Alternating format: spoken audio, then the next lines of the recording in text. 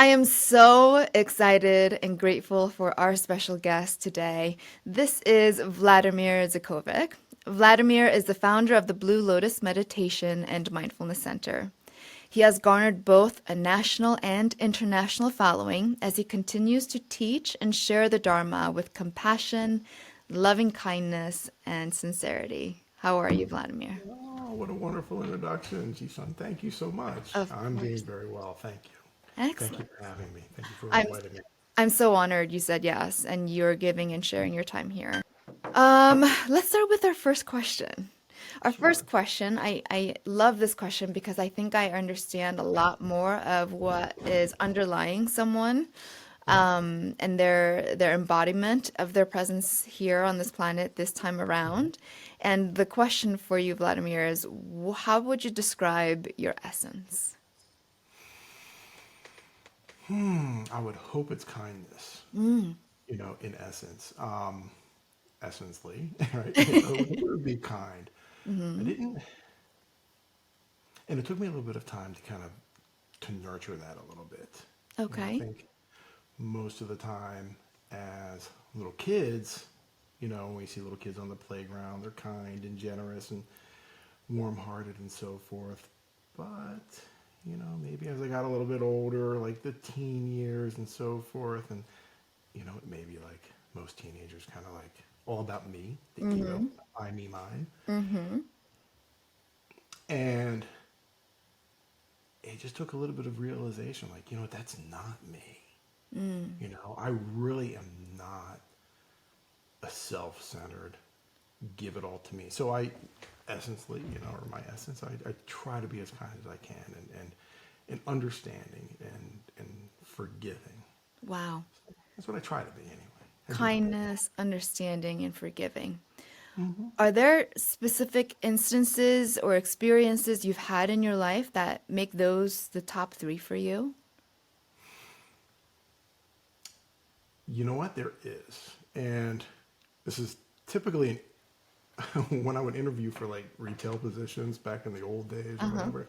I always bring this one up, like where kindness would kind of come in and maybe not such a hard line attitude was I worked at a large um, cellular telephone company. Mm-hmm. So you can imagine sometimes people getting unexpected bills, especially with college students, right? Uh-huh. I had a parent come in and they're like, and he came in very pleasantly, right? And he really did. And it was an exorbitant amount of money on his bill. He's like, anything you can do about it? I'm like, absolutely. Right? I just wrote it all off. I Wow. did. I just credited it all off. I was like, here's your month. You pay your monthly bill, what Mm-hmm. was, appropriate, but all these extra charges, let's just get rid of it. Mm-hmm. And his attitude after it was done was like, wow, that is not something I expected. Mm-hmm. I expected that, that hard line, that well, you're stuck with that bill, that's what you did. That's what you saw. No, where does that get people? Yeah. Where does that get, how does that promote well-being and trust and compassion towards somebody else if you're just, you know, always so hard, Mm-hmm. especially for mistakes, or, just being unaware sometimes, why should you have to suffer greatly for that? Mm.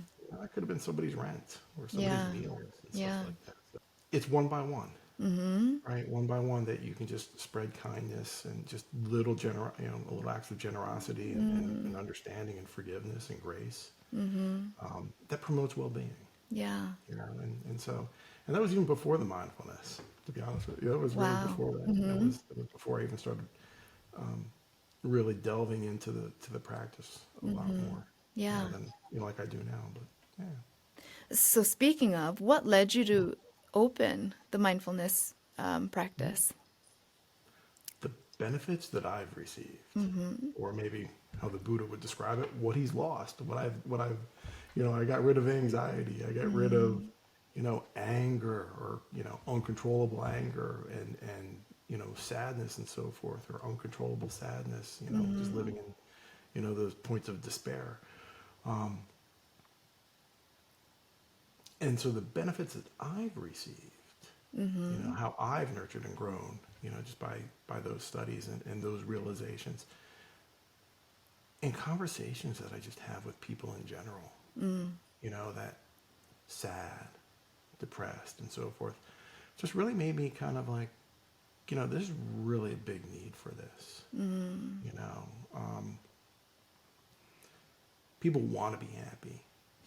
Everybody wants to be happy, but sometimes we get it in our own minds that I'm not deserving of happipiness. Oh, I deserve to be where I am, miserable and bottom rung or whatnot. And that's not true, and we all have our place, right? We all have that openness and compassion within us, but sometimes that despair that we are constantly bombarded with, just noise, feelings of unworthiness, like, oh, I see these people on TV and I'm not them. Let me work hard to be like them, but that's not you, right? Be happy where you are. And it's easy to say, be happy where you are, it's very easy to say, Yeah. but it takes effort. It takes a little mind shift, like, oh, I'm okay the way I am. And it took a little bit of time for me to realize that too. Is that So, mhm, is that where the mindfulness came in for you? Is that how you got to where you are? yeah, to some degree. So my mom is a practicing Buddhist, and she's been a Buddhist since like the mid '80s, and so I've had some exposure to it even back then, and so forth. But yeah, it really didn't resonate with me. It didn't open up to me or unfold myself until about 7 or 8 years ago now. At this point, Wow. So you grew up with her practicing Buddhism, yeah. and it didn't resonate for you as you were growing older or growing up. Mm-mm, mm-mm, no. Were there moments where her beliefs or philosophy would clash with things that you were experiencing? So yes. Okay. So this was again. I was in my formative teenage years. So a lot of things clash. Doesn't matter what they are, right? You're always going to clash with your parents and so forth. But it would be like, oh, well, somebody just insulted me, or somebody just basically hurt my ego in some sense. Let me get back at them. Let me do some kind of spiteful action towards them. And she'd be like, where does that get you? Well, that gets me feeling good. Yeah, but then that just creates a cycle. Like now they feel bad, so they have to get back at you and so forth. So, you know, that's where, my mindset was back then. It was like, kind of like what we experience and what we see a lot today. Somebody stepped on my toes, and let me get back at them. Or there's a lot of noise, let me be louder so I can be heard. So again, I'd seen it, I experienced it, but it didn't resonate until I was ready to accept it, Yeah. or try it. So, Okay. How would you describe life purpose? purpose. So made me think about that. So purpose. And I also started thinking about the word meaning. Okay, so we often use those interchangeably. They're not the same. They're not the same, right? There can be a purpose, but there can be no meaning. And so sometimes if we want to do the old, it's not geometry, but math, algebra, I guess, where they do the Venn diagrams, right? Yeah. Sometimes they can be interchangeable or overlapping or intersecting. Sometimes they can be separate. So this pencil, right? It has a purpose, but it doesn't necessarily have meaning, right? The purpose is writing. I can write something down. What I write down hopefully has meaning, whether it's a grocery list or some thoughts or whatnot. So purpose, a person can have a purpose. You can get up every morning and do whatever job you do, and it has a purpose. Feed your family, feed yourself, pay your bills, but does it have meaning? Right? So meaning is something that only you or a person or a sentient being can ascribe to something. And that's where the Venn diagram kind of comes in, right? Because Yeah. that's where you could overlap it. So I think it's important to try to find meaning in how we go about our lives, because when we have purpose, you can probably get burned out pretty quickly. Yeah. But if you have meaning, it gives a little bit more oomph, right? A little bit more like, yeah, let me get up in the morning, 20, maybe not 20 minutes early. We're not going to push it, but let me get up, Yeah. and do what I can to help, in some way or form. Wow. Would you say you feel aligned to that, where that Venn diagram meets meaning and purpose on a daily basis? Or Yeah. does it happen naturally, or is that something you have to remind yourself of? So, like any person, so I would hope that there's a significant overlap, right? I really hope that there is, but like anybody, sometimes I can feel a little bit, what am I doing? And so forth. And that's where I kind of think of the meaning. That's where I kind of jump back and like, oh, well, what's the meaning? And the meaning is, and sometimes it doesn't have to be so grandiose.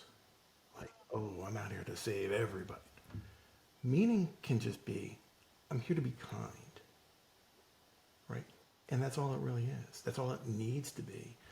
I think, and sometimes I think that sets people back, right? They want to have meaning in their lives, but I think our society kind of pushes, you have to be the best. It has to be the biggest idea. It has to be Yeah. revolutionary or innovative or Yeah. anything like that. And I think that mindset can set people back from having a meaning in some of their things, in some of their activities. And so I think if we can kind of just bring it back to the essence, just being kind. That's enough meaning. I mean, holding the door for somebody who has maybe armful of groceries, that's kindness. That can be meaning, right? I helped somebody with their door, so they didn't stumble and fall or whatnot. So it doesn't have to be, something large and a large scale Yeah. meaning. Being kind is that's large scale right there. Think about that. How many people are, want to be kind, but they're afraid to? Yeah. Yeah. Think about, yeah. So think about, and maybe you've heard, maybe you've experienced that, oh, I'm too kind. Yeah.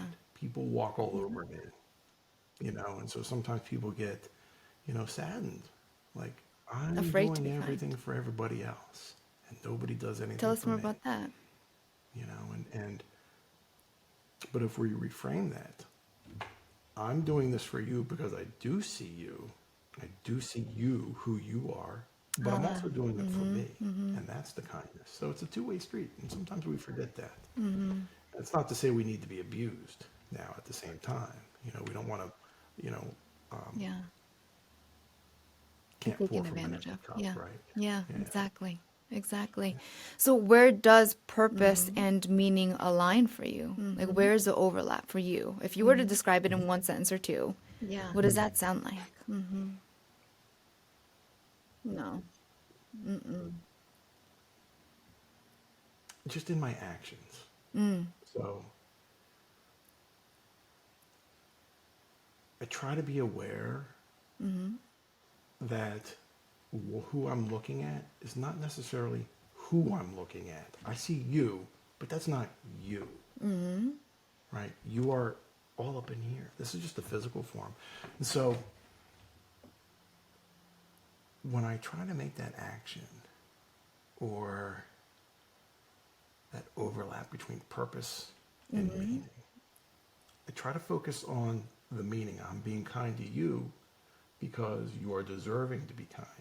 You're being treated kindly.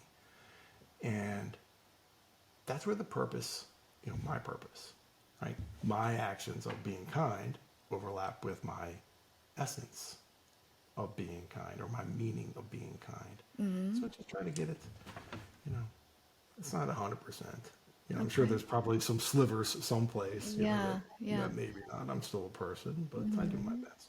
Okay, so where meaning and purpose align or overlap for you, Vladimir, is understanding with greater, deeper insight that the person you're looking at really isn't what you're looking at. Mhm. And so aligning your essence of being kind Mhm. Mhm. with the insight or the awareness that there's Mhm. something greater for Mhm. you, that's where the meaning and purpose overlap.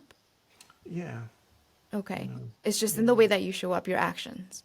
it is. And so our actions and how we treat people, Mm-hmm. that can align with a person's purpose Mm-hmm. and meaning. And it's up to us individually, Yeah. how we want to do that, Mm-hmm. how we want to have those two circles overlap. Yeah. You know what question I think would help clarify a little bit for me is why? Why is kindness so important to you? Remember the golden rule, right? We always hear about that when we're Mm-hmm. little, right? And you treat others how you want to be treated. Mm-hmm. And so to me, that is why. That is the reason why. It is because we often hear that the world is hard. Mm-hmm. It's cruel. It's self-centered, right? And if we keep hearing that, we start to believe it. Mm-hmm. And that gives us a certain paradigm, a certain callousness Mm. to ourselves, Yeah. right? Oh, it's all about me, right? But if we do follow the golden rule, right? Just, treat others Mm-hmm. as we want to be treated, that's kindness, Mm-hmm. right? Maybe the world can actually be a better place, Mm. And I know that kind of sounds utopian or idealistic, but what's the alternative? Yeah. Dystopian, right? All about Mm-hmm. ourselves and just take whatever I can and not worry about somebody else. Mm. We are that somebody else. Right. We are, we are, we are the others. As much as we others, other Mm-hmm. people, to them, we are the others as well. Yeah. And that keeps a separation, Mm. doesn't allow the kindness to blow to grow, because if I'm viewing you as another and not as myself, Mm-hmm. then that just builds up that callousness, that hardness, that Mm. egocentric. Let me keep it for me. It's all Yeah. about me. You Yeah. know. So yeah. Got it. I Okay. hope that helps. No, it totally does. Absolutely. So, Vladimir, for you, kindness is about removing the callousness from Mhm. this world and helping us to move from a paradigm where we remember the oneness, that we're all in Mhm. it together. Yeah. That's beautiful. That's Yeah. really, really beautiful. So, as we were talking, Vladimir, and I already knew this, but I definitely Mhm. want to speak it out loud. The pink elephant for me is that you have this aura about you. You're very, I mean, yes, the kindness is definitely there in the way you speak, but you have this gentleness and this peacefulness way about you. I'm wondering, and you've already alluded to this before, when you were younger, you were definitely not this way. Mhm. But I'm wondering if there was a time period, even after your adolescence, where you were not this way and you were a different type of, like, if I met Vladimir 20 years ago, who would I have met? What was he like? Oh, that's an interesting question. There would be some similarities. Okay. Okay, there really would be. Um, you would still see the same person who was loyal or who is Mm. loyal, Mm-hmm. who would, you know what? Jisun needs me to go do something. Let me go put this aside Mm. and make sure she's okay, or somebody else. That would still be there. Yeah. Um, but there would be a little bit more of the party attitude. Party attitude. There'd be a little bit more of that in there. Okay. So, yeah, you would find a little bit more of the let's go to the disco, let's go to the club, Mm-hmm. and so forth, see what's going on and whatnot, you Mm. know. But again, the essence of me would still be there, and that Yeah. wouldn't be hard to find. Okay. I think somebody referred to me as, oh, what was the word? Accommodating. Okay. They said, oh, he's very accommodating. Because Mm. I didn't mind. It's Mm. like, I'm happy to help somebody. And even Hmm. back then, you may got a little snide comment like, oh, you got to go back and help somebody else. But you would still do it. I'd still go do it. I'd still go do Got it. it. Got it. So, Yeah. Vladimir, for that younger version of Mhm. yourself, or maybe it's even the Vladimir I'm looking at today that we're seeing Mhm. today, what would Mhm. you say has been the greatest challenge of your life? Letting go. Anything specific? Just a lot of things. Mm. That's a big colloquial term, I guess, a lot of things. But letting go of those attachments of, you know, somebody did this to me. I'm not going to forget, I'm going to Mm. keep that in the back of my mindset. Um, and adopting a new lifestyle. That's not easy. No. That is certainly not easy. Mm. What do they say?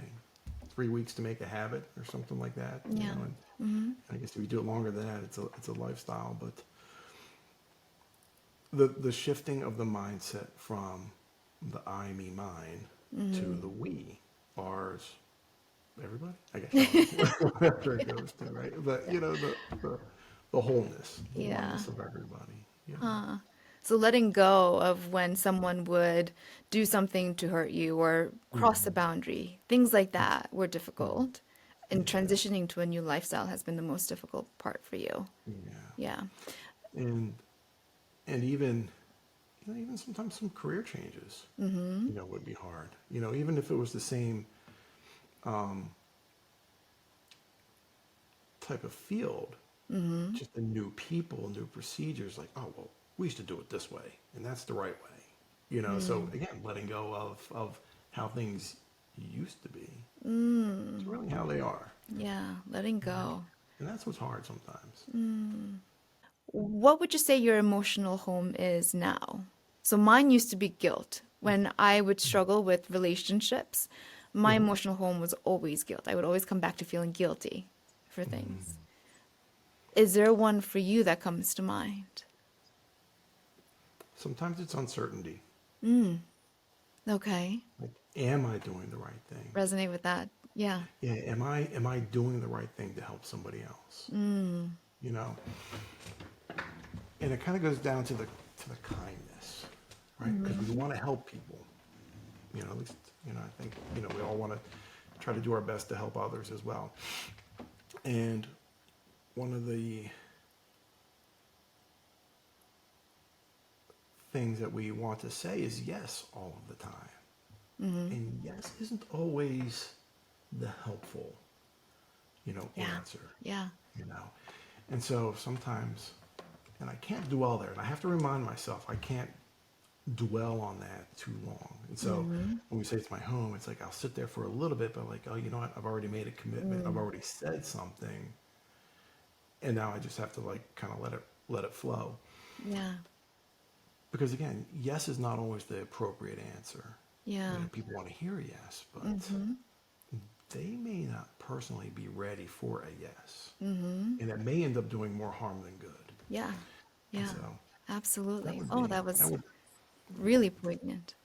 What would you say outside of meditating has been the most fulfilling way for you to cultivate positive emotions and navigate quote unquote negative ones? as I get rid of the fly, right? That's buzzing around my head. To cultivate those positive, like, so outside, I just enjoy being around people. Mm-hmm. That's a Mm. positive for me. A lot of people, sometimes they can get a little, um, little anxiety around other people. So that's how I just, I don't know if it's not make myself happy, allow myself to be happy, but um, Mm. just those positive emotions, like again, serving others is really Mm-hmm. is positive to me. So part of the the trip that we were just on, we fed, we did some, uh, we fed some homeless, along the ways, and just, and it was nice because a lot of times people just walk by past, think about, you see somebody, Yeah. with a sign out or whatnot, and just, um, how does that make somebody feel, right? They're just overlooked. Hmm. And we would just Mm. sit there and just talk with them, whether it's one or two or three, just individuals. Just, Yeah. it's not the meal, it's the um, recognition, the acknowledgement that they exist. And so that's how one of the ways I recently anyway, that, I developed or nurtured those positive attributes. But negatively, Mm. realizing that negativity, again, can be very Mm-hmm. related to perspective. Again, just because I'm told Mm. no doesn't mean it's a negative. There's a lesson in being told Mm-hmm. yes or no. And Yeah. again, just because you're always told yes doesn't mean it's a good thing, right? It's like winning all of the time. You Mm-hmm. don't learn Mm-hmm. how to be a good loser, right? Or Yeah. being told no all the time, those negative emotions, those negative attributes. Just Mm. realizing that, give it time, Mm-hmm. it may be a positive. So don't look at Mm. immediate. Don't look at that immediate time. Give it some space Yeah. and see what grows. Yeah. Okay. Oh, I love that. So when you are experiencing negative emotions, you like to give it space and Mm. take the lesson from it, see what Yeah, grows. And for yeah, you, you cultivate positive emotions by being with people, to serving hmm, others, recognizing others in this yeah, world. yeah. Yeah. Oh, that's wonderful. Thank you, Vladimir. Of course. So, you and I connected because of mindfulness and Hmm, meditation, and I hmm, know how extremely important meditating is for me to hmm. take that space to tune into myself, and to understand how to connect with my heart, with my spirit. And mindfulness specifically is about letting go of that judgment, right? And Right, being present, embodying your presence right, without the judgment. right. Do you have any tips, Vladimir, for people who have trouble sitting down to meditate? Give it time. Don't be afraid, or don't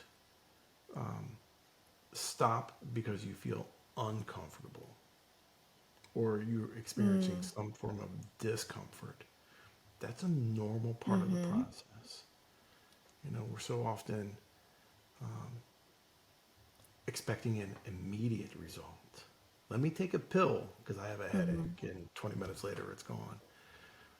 But we're dealing with ourselves, and a lot of times we're dealing with a lot of long term trauma or mm-hmm, societal imprints, and it takes a while for those to get away or for them to just mm, dissipate and move downstream where they don't need to be. So give it time, and don't be afraid of discomfort, because it's actually you starting to recognize, oh, this isn't quite healthy for me. It's kind of like choking on smoke, right? Your body knows it's not mm-hmm, good for you, right? Got to get rid of it if you're at a mm-hmm. campfire or something, right? So Yeah. give it time. Let it Okay. dissipate on its own. Yeah. So just to clarify, it's not the body saying the meditation is not good for you when you find discomfort. When you find Right. discomfort, what is it that we're finding discomfort with? Could be any kind of situations. Something that maybe in our own personal history that we may find discomforting. Mm, One of the examples I like to think of is, remember in sixth grade, getting called up in math class, right? Go do the problem on the board, right? Now I don't like to public speak, maybe somebody doesn't like to public speak because of that. And so maybe they start working on meditation so I can become a better public speaker to get rid of that anxiety. And part of that recollection may be, oh, I'm thinking about that time when I was in sixth grade. That's an uncomfortable time because, you know, 28 other kids in the class looking and laughing at me because I can't, do a math problem. And so that's what I'm that kind of discomfort, let that, we don't live there anymore. Yeah, excellent. Thank you for that advice. That is extremely helpful for those of us who struggle in the beginning with meditating, because I know I did. It was hard to just sit and to meditate because my mind was going 100 miles a minute. But to have patience and to give it time was exactly what I needed. Yeah. Absolutely. Thank you. Get that monkey So, mind, right? Vladimir, I am so grateful. Yes, the monkey mind, exactly. I'm so grateful that you are here and you're sharing your presence with us today. For those of us that want to connect with you more, want to learn more about your service, your gifts to this world, where can we send them? So our website is www.bluelotusmeditation.us. So it's not a .com, it's a .us. Okay, You can find us right there. All types of free excellent. resources as well. Any social media handles that you'd like to share? Facebook and Instagram at Blue Lotus Center. So yes, and Excellent. YouTube as well. I Excellent. think that's Blue Awesome. Lotus Meditation. And YouTube. That's right. Yeah, Yeah. and YouTube. Wonderful. Thank you so much, Vladimir, for your time today. You're very welcome, Jisun. I'll speak to you soon. Okay. Take care.